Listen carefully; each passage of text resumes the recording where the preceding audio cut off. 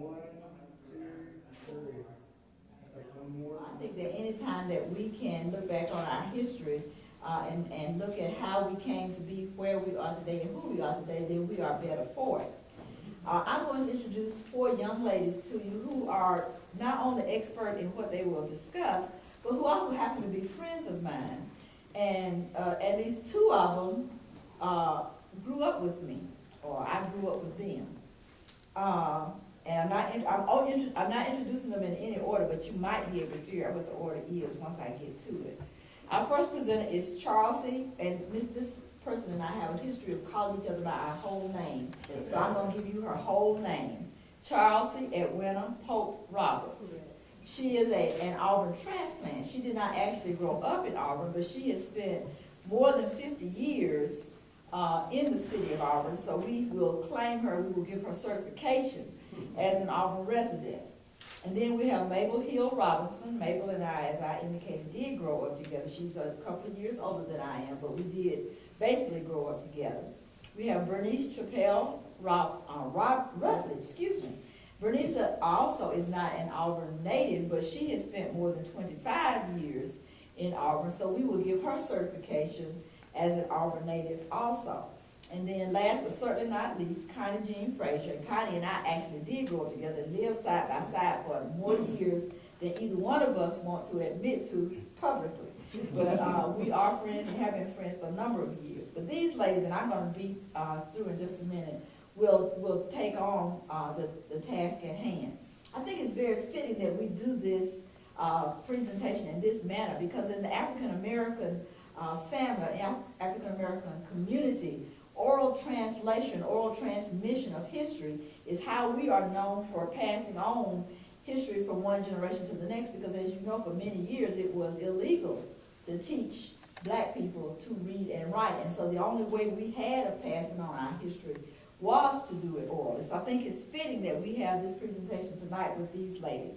And lest we forget, they will do a presentation with these topics. How the project started, and they're going to give you more information about that, so I won't have to.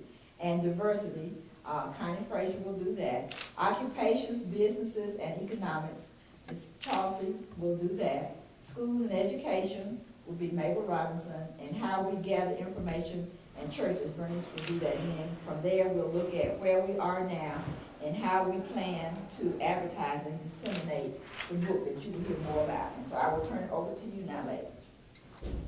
Okay, well, I'm Connie Frazier. I'm first on the list, so I'll go ahead and get started. The first thing is, how did our project get started? Over the years, I have listened to my parents tell stories of Auburn's history and how it relates to our community, how people have done different things. And then over the years, nothing was written down, so we had a history that was really different. And from time to time, different ones would say, oh yeah, I remember that, but yet and still you could not have been a part of it because you weren't there. My father was a World War II veteran, but my mother told all of the history stories. And she would constantly tell us about the story of Dora Miller, the Navy seaman that was in Pearl Harbor when Pearl Harbor was bombed. And she was saying, you know, we are so fortunate we could look at people and we could immunize them and see what's going on, and then we can learn different things. And so she said, you know, he was a trained cook. And during that time, that's all black men could do. They could either cook. My father was in World War II in France in the European theater, so all he could do was ride on the back of the truck and carry supplies from one country to another. And he told about, you know, how it was to live in a foxhole and all of this, yet and still you're supposed to provide supplies to the other soldiers. And then years after years, they told different stories about ghosts. They told about working conditions, living conditions, how people provided food for their families. And with Auburn always being the employment place for the city of Auburn, the cooks would overcook the food. And it was during a time, not like today, like today when children eat free, and they don't want the meal, you still have to get the meal even if you're going to trash it. But the cooks would overcook, and I remember we had a neighbor, and boy, we knew on what days we were having soup and what days we were having stew. So people were able to do a whole lot of things. My mother was talented. She taught me how to sew. She would make our clothes, and I was so proud of the clothes that she made. And then there were a lot of women that were seamsters in the neighborhood. Then they told about different things, things that you really wouldn't repeat because you don't know whose feelings you're going to hurt when it comes to different things that happen in the neighborhood, that were you just didn't repeat those. But anyway, later on in years, I was at the city hall for a committee meeting, and that was this film that was presented about with Auburn celebration of 150 year celebration, the sesquicentennial.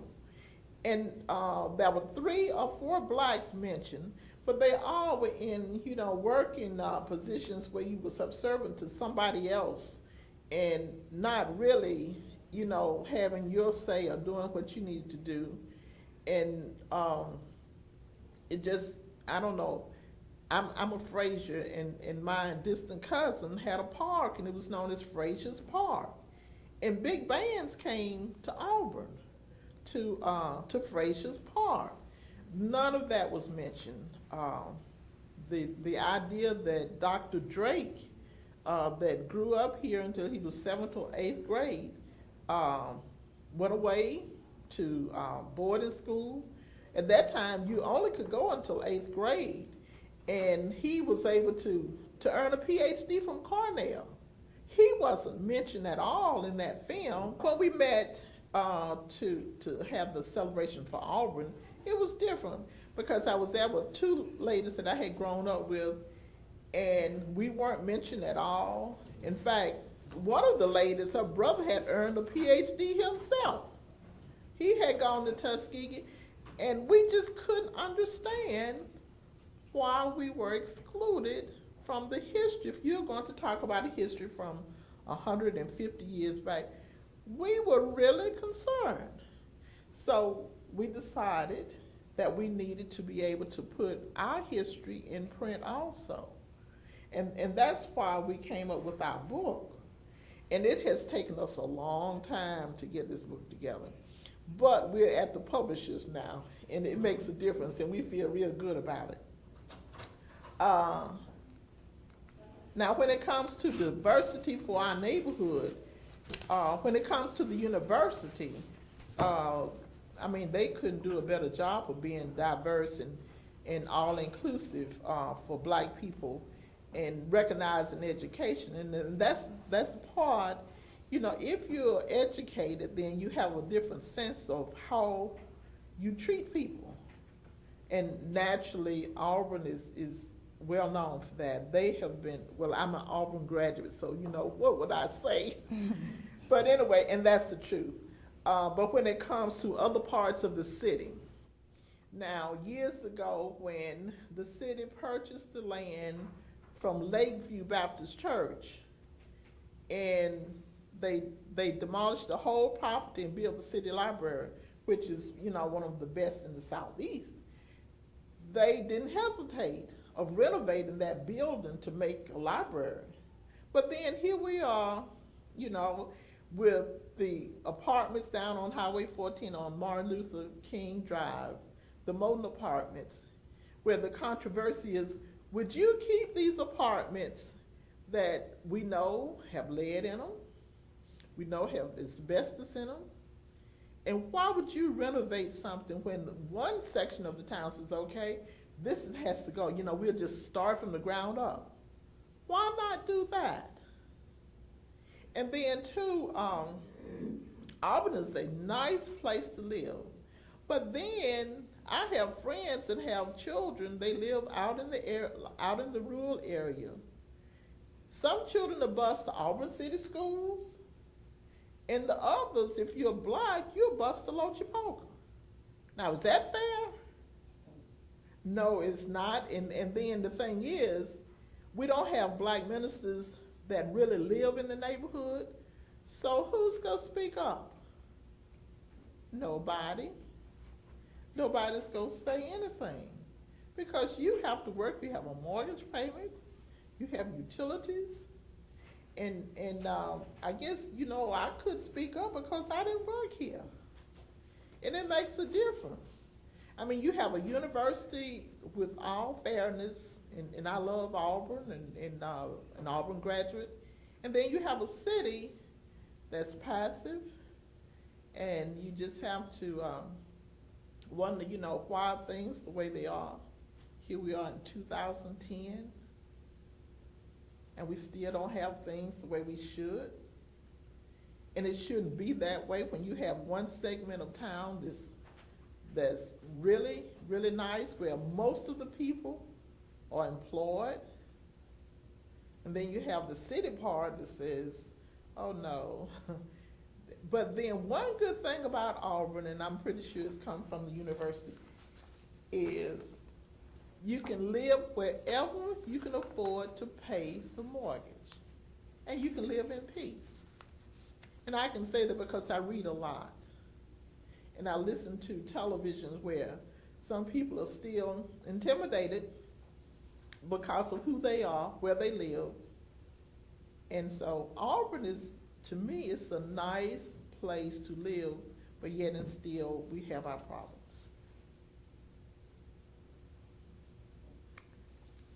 All right, I'm Charlsie Roberts. I'm to speak briefly on occupations, businesses, and economics. You may know, some of you may know, that blacks were among the first people to come to Auburn and live. Now, how did they get here?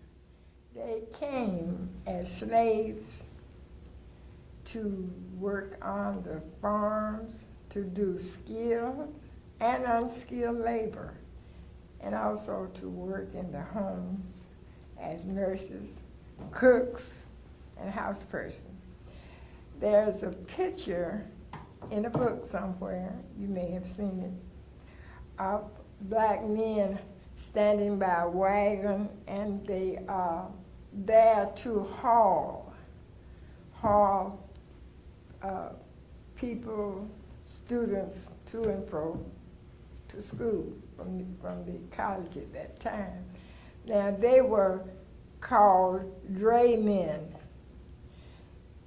Those dray men were businessmen. They might not have known it, but they were, because they had schedules to make and all the little things that were put together in order for them to do a good day's work. That required some skill. So we consider them as being businessmen. Now, there was one dray man. His picture appears in a book, and you may see that picture in our book. He was responsible for giving Mr. Shell Toomer $500 to begin his business there on Toomer's Corner, famous Toomer's Corner. That was great. Now, this man didn't have but so much money, but to think he saved up enough money. Leonard. Yeah, he let him have this money to start his business, and that was great. And then we have, in the years to come, there were blacks who established businesses downtown. I'll name a few. There was Locke Brown's Cafe. This was around 1912 on Magnolia Street. the only tailoring and pressing shop on College Street. Was located where, you might remember it's out of business now, the Bouderie. Okay, that's where the tailoring and pressing shop was. Then you had Ben's Shoe Repair, which was on West Glen. Then Mott's Fish and Ice Place was downtown. You had Renfro's Barber and Grocery Store. That was during the 20s. George and Molly Bedell owned and operated a shoe store, grocery, and cafe all in one building. I understand that the cafe was burned somewhere in the 30s, and I think it was rebuilt. Then you had a Mr. Drake, who was a blacksmith. Now these businesses were important. They were supported by all who lived in Auburn, because you needed their services. And there were many others. There were other black businesses established in their neighborhoods. When I came to Auburn in 1953, and I very well remember Grant's Shoe Shop. I remember Miss Ella White's Tasty Shop. I remember Vic's Grocery Store on Bragg. And they stayed in operation a long time, a very long time. And that was good to know that when you read in the book about our people having businesses and staying in businesses a long time. Now, there were blacks who lived well. You know, those were hard times, but yet they lived well. They not rich, but they were comfortable livers, and they sent their children to school, and they just did very well. Did very well. However, many of the blacks got in hard times. You know, after the Depression, blacks didn't build up again, still on the same plane, no money, no jobs, poor living conditions. So therefore, these blacks were very uncomfortable here, so they sold out, almost gave their property away, and they went to the north. I know one place, Syracuse, New York. Many blacks here now. Might be a lady in the audience who lived, I'm not sure whether she lived in Syracuse or not, but anyway, blacks went where there were better living conditions and higher wages. So that's why they left. And so we need to, it's important that we know these things. So what have we today? Many blacks say, we've come a long, long way, and we're proud of ourselves through it all. There were good times and there were bad times. There were things that I said we because I feel like I was living then too, you know, in my mind. We saw things, we heard things that we didn't want to say anything about because you didn't want to start a confrontation with people, so you're very passive. And I think that might be still the way it is today, that we see a lot, but we say nothing. So we're very proud of ourselves. We're proud to be represented in most all professional and paraprofessional groups. Many of the blacks who live here in Auburn now no longer dependent on the college for their livelihood. There are those of us who have earned the highest degrees in education and are living today to see their children and grandchildren reach for the sky. Thank you.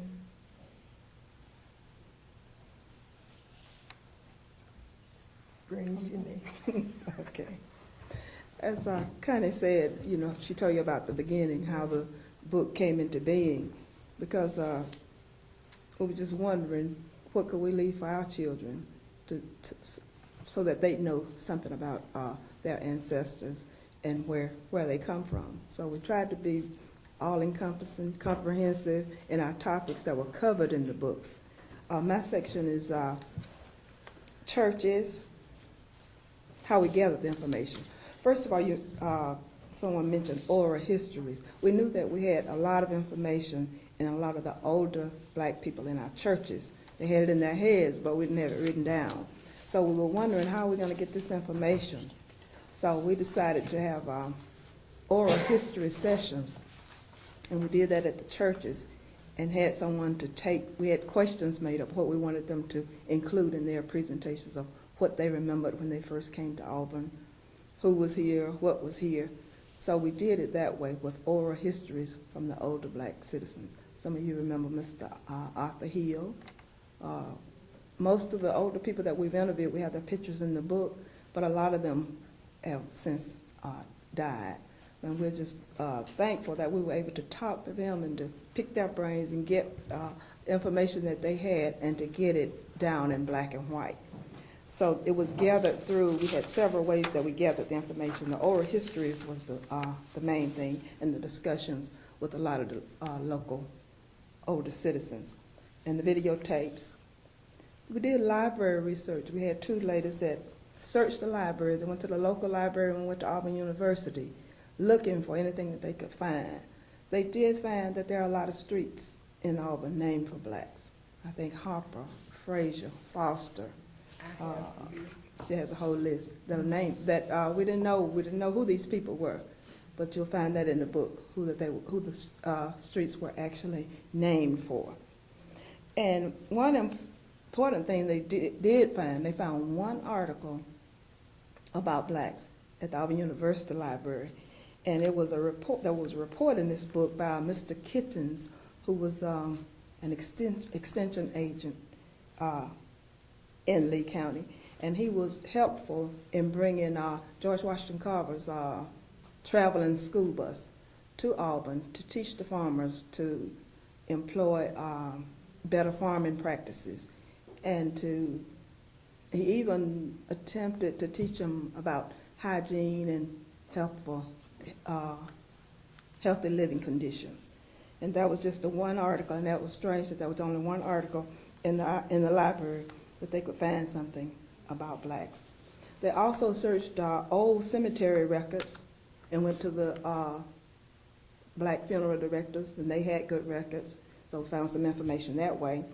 They found city council records and minutes, and it was interesting some of the things they found in those old city council records, because they would be talking about the schools. We know that there were differences in schools, and they would have a budget for the white schools and a budget for the black schools, and you could just see, and that's in the book, so that would be interesting reading. And then they had a section in there for salaries for the black teachers and salaries for the white teachers, and that was a discrepancy. With the white teacher salaries were like $480. This is per year now. Think about the years. They went back that far when the teachers were making like $400 or $500 a month. I guess that was a year. That was a year. $480. And they said Miss whatever her name salary for the year, $480. And then they had the colored teachers, and the colored teachers might be $240 for the year. So that was quite striking. The churches, there's a church section there. And what we did, we came up with a set of questions that we would give to a representative from each of the black churches so that they could supply, all the information is supplied by that member. And most of the churches had a written history, and if they didn't, that really gave some of them an opportunity to sit down and interview people and find out what their beginnings were. And we found in the research that the questionnaires that were turned in, that a lot of them have a common history. They all started out as they call it a bush arbor. I don't know if anybody's heard that, where they started having church like under a tree and they have a bush arbor. And then they graduate to a member's home. And then the next step would be to try to get a building. And in a lot of situations, a member would have land, they would donate a little land, an acre or something like that for the church. And that's how they moved up. And in some cases, a local white landowner would donate land for the church. One good example is Ebenezer. I think Ebenezer, I believe, is the oldest black church in Auburn. And it was, the original church is still on Thatch. And it's owned now by the Auburn Unitarian Universalist Church, but that was the first black church. And there was nowhere to bury the blacks, so I think there was who donated the land for the cemetery? There's a cemetery there, Baptist Hill, right by the Auburn City Library, right in that area up on the hill. And they're mostly black. I think it's mostly black. I don't think it's all black from the history, but it was donated for the burying ground of the local black citizens, and I think that was donated by a white person. So that's a part of the history on the churches. And on the church questionnaire, we were asking for the date of the founding of the church, the first pastors, the first officials of the church, and significant projects that they had done. And we have a picture of each of the churches. One of our local photographers, Mr. Willie Robinson, took a picture of each church. So that's also included in the book. There are several different denominations. We have AME Zion Church, Auburn AME Zion, mostly Missionary Baptist, Bell Missionary Baptist, Ebenezer Missionary Baptist, Green Chapel, Mount Moriah, Mount Sinai, Mount Vernon's, and then there's some AME, Auburn AME Zion, St. Luke's CME, one Jehovah's Witness Church, Church of Christ, Church of God by Faith, and in recent years, New Jerusalem Missionary Baptist Church down near Kiesel Park. But all of these churches have histories included in this book. I'm Mable Hill Robinson, and I'm to speak briefly on education in the schools. We know that there were no nurseries during that day, not until the 1950s, and the Catholic Church so kind to provide a nursery behind Auburn AME Zion Church. Now, that's where the city shop building is located now, and my twin brothers were fortunate to attend there. So, also on Bragg, as I was told by my sister, there also was a pre-primer and a primer. And this was so to take the place of kindergarten. And if you were really sharp or smart, you were going to the primer. But if you kind of didn't do as well, you were pre. So we know that, and then later on, okay, we were fortunate to have Sir Julius Rosenwald. There were the Rosenwald schools that were established by him. And it was financed by the philanthropist Julius Rosenwald. He was president of Sears, Roebuck and Company. It was built in Lochapoka, Alabama. And if you see the book, The Rural Negro by Carter G. Woodson, there's a picture of him and also the schools. Okay, almost 90% of blacks lived in rural areas, but their educational facilities were substandard, often crude shacks and leaky log cabins that were not sturdy, comfortable, or safe. Teachers often only had elementary educations. Buildings were in disrepair and far away from people's homes. School terms were too short to teach students adequately. There was a lack of proper books and supplies.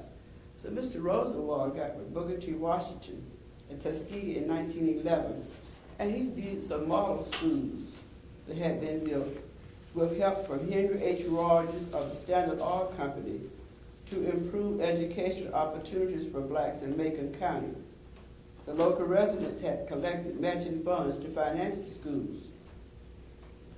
he was also concerned and interested in Mr. Rosenwald's ideas and everything, and he cooperated with him to help build these black schools.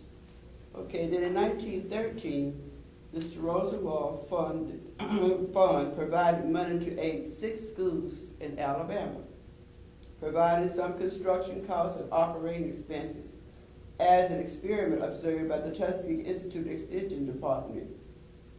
And to raise funds for the schools, many blacks sold their livestock and goods that provided their main income, and children saved their money instead of buying candy.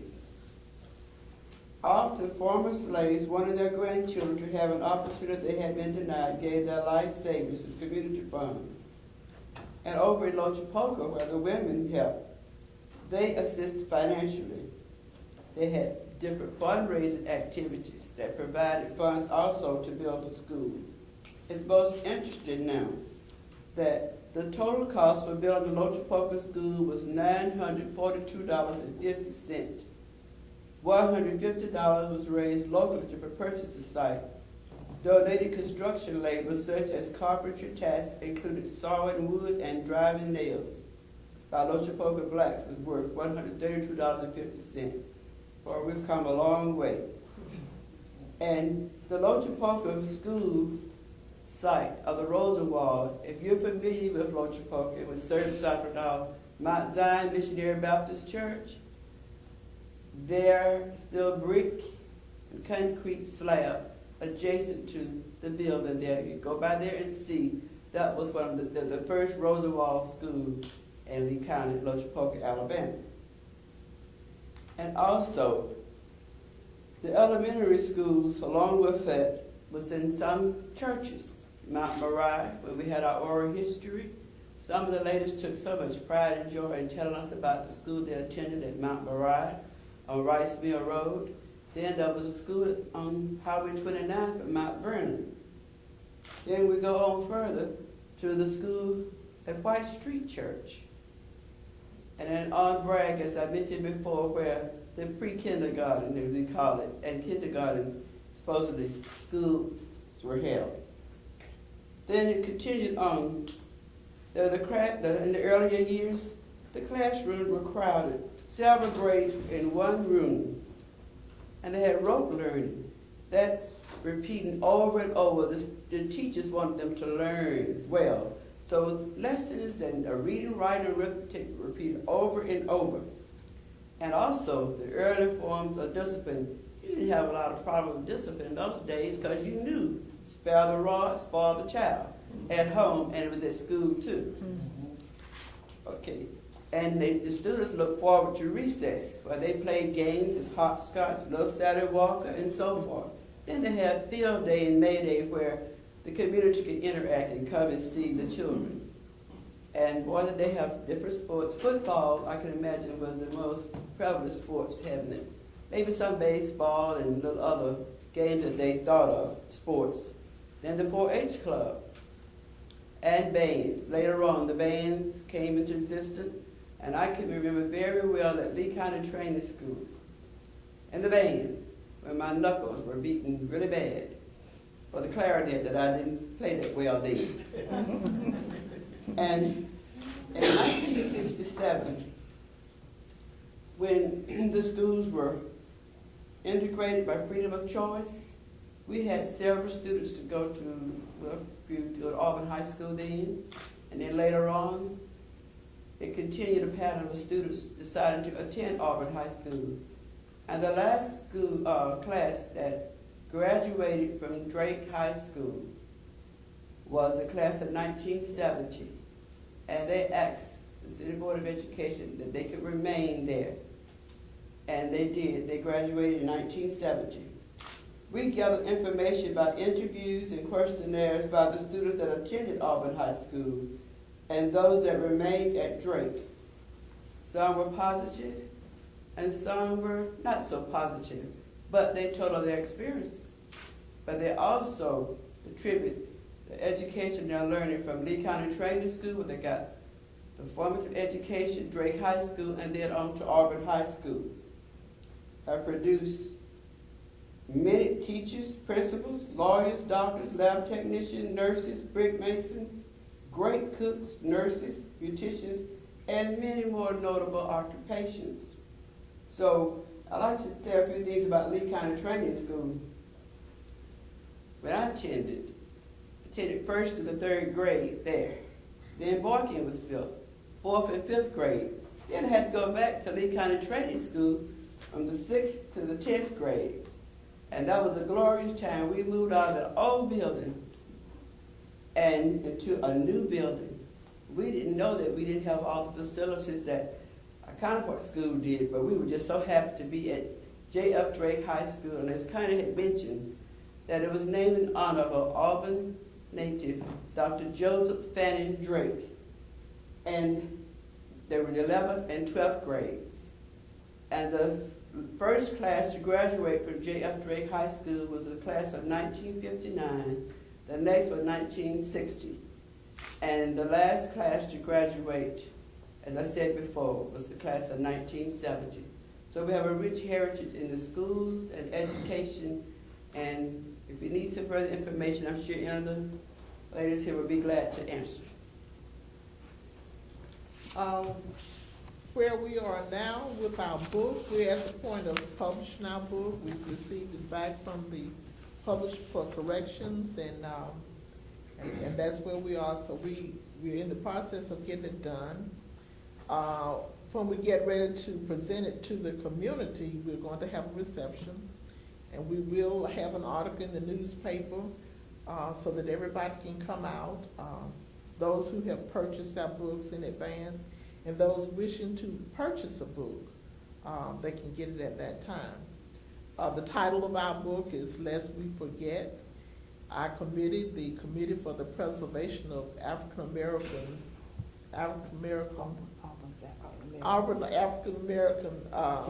history is the title of our committee. And then we have about 30 people that are on the committee in different areas that they've done different research for us. We've even had a fundraising committee so we could raise those funds for the publishing of the book. It would have been published years before now, but then we ran into some difficulties with the publisher. And that was with us not having the expertise on what we should do. And so we learned from our mistakes and all, and we lost several $1,000s with that publisher. But we're at the point now where we're ready to have it completed, published, and presented.